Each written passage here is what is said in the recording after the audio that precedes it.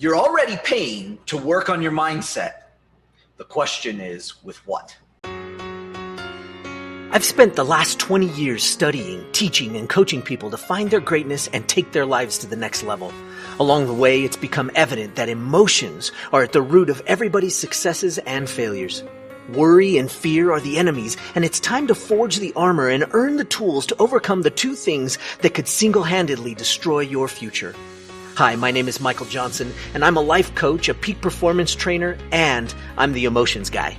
It's time to take back control of how you feel, control of how you act, and control of how you experience life. It's time to become a lifer, a new breed of overachiever focused on living every minute to its fullest. We are responsible for how we feel, and no one and no thing can make us feel anything. Emotional mastery is our journey, and emotional education and intelligence is the key. We are lifers, and this is Magic for Life. What's up, lifers? Michael Johnson here with the Magic for Life podcast. I'm excited you joined me today because you're paying to work on your mindset. And really, the big question is what you're paying with. Are you using, the replenishable green dollar? I mean, here's the thing. We get more and more of that over and over again. You can get more dollars. They grow on trees, for goodness sakes.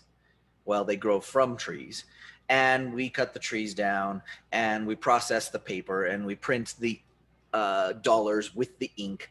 And yes, they're special, right? Because they are only printed by those that can print them in the government. So yeah, but they grow on trees. You can get more of it. And if you can be creative, you too can earn more dollars. But here's the thing. Are you paying for your mindset education from someone who actually can help you improve and upgrade? Or are you paying for it by, the school of hard knocks? Now, we all go to the school of hard knocks for some reason or another, right? That means experience. We have to have experience. And it is an important part of our journey because the experience is indeed the thing that is what we're here for, right? We're here to experience. We're here to feel. We're here to enjoy all of the things in this world and in this life. And so the question is, how are you learning about your mindset? How are you learning to improve your mindset? Maybe you've read a book. Good job. Maybe you've listened to audiobooks. That's what I like to do, right? I tend to push so hard and go so hard that when I sit down to read, I fall asleep often, or I start thinking too much and I don't keep going. So I listen to them. I get through them faster that way, and I can take them all in.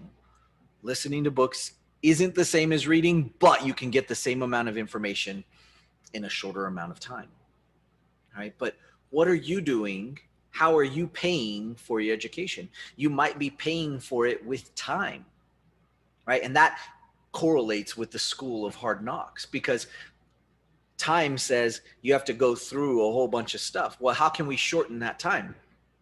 We can do things like reading books, listening to lectures, TED Talks, going to courses, right? Home study courses are awesome, super fun if you can go through them and have your discipline to keep doing it. Or if you have a home study program that has accountability. We have one of those, right? So if you're interested, let us know, right? But if you want to go through a home study course and be able to continue to progress, sometimes you need a little bit of that accountability, right? Some people are super accountable and they can do it on their own for at least a good period of time. But eventually, some accountability really does make a difference. For generations, we have had coaches for football and basketball and hockey and whatever sport that's out there. We've had coaches, and we know the importance of having a coach. Even the best in the world, Kobe Bryant, LeBron James, have multiple coaches because they understand the value of the accountability. You see, Michael Jordan, Kobe Bryant, LeBron James, Peyton Manning, some of the best athletes in the world. They all had their accountability coaches, not because that coach was better than them. And here's the really crazy part. We don't necessarily bring on coaches into our world because they're better at the thing that we're doing, but in some instances, they're better at holding us accountable. And that in itself is worth the price of admission. The accountability, in essence, is worth its weight in gold. One of my favorite mentors that I've learned from through the years, the great Anthony Robbins. And, I found him maybe 20 years ago and started studying his information and going to his events and all of his stuff. I love his stuff. He's great. And he, having coached many people, will always tell this story, and you may have heard it, that he had a client that was paying him $1 million a year to coach him. He helped him with the challenges. He helped him overcome the things that he wanted to overcome. And after doing that, it had been a little while, maybe 6 months to a year. And he called the guy up because he felt bad. He said, you know what, don't pay me because, I'm not doing anything for you. And he goes, are you kidding me? You call me every week and you ask me if I did what I said I was going to do. He goes, yeah, but you don't have to pay me $1 million, right? Like, that's crazy. He goes, no way. I pay the $1 million to you every year so that you will hold me accountable. And I don't want anybody holding me accountable. I want the $1 million, and I want to know that you are holding me accountable, because that keeps me fueled and fired up. And this is the case every single time. If you listen to any athlete, if you listen to any successful person, they all have their coaches that held them accountable. And it wasn't necessarily because they were better. Phil Jackson was never better than Michael Jordan. Phil Jackson, if you didn't know, is the coach of Michael Jordan. He actually was the coach of Michael Jordan and Kobe Bryant. Right?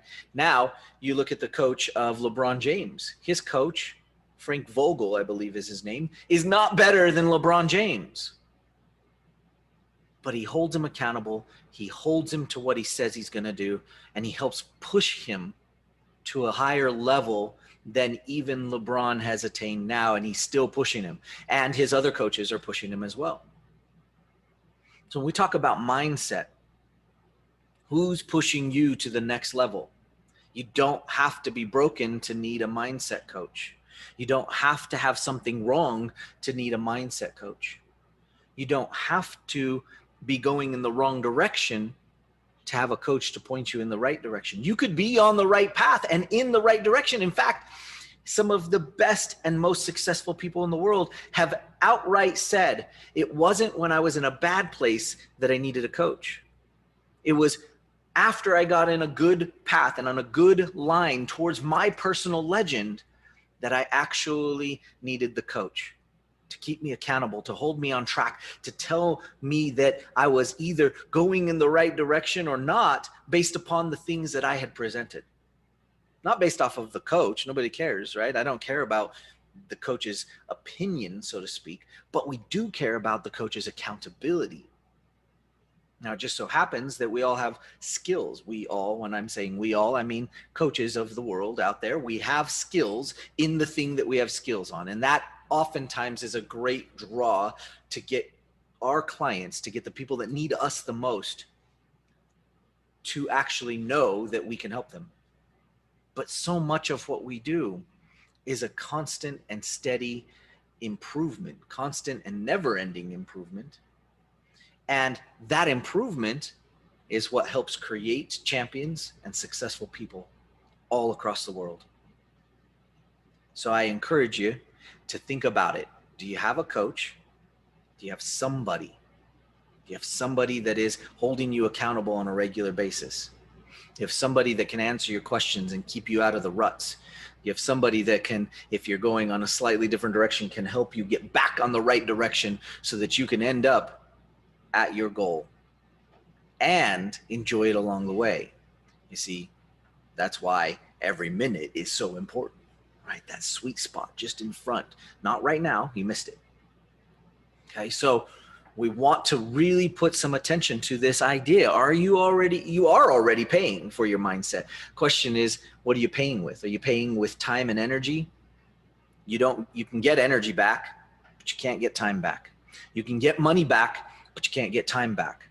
So you're paying with time. Anytime you can speed up the process. Now, I'm not saying speed it up because you want to skip, but speed it up because, well, other people have gone through what you're going through.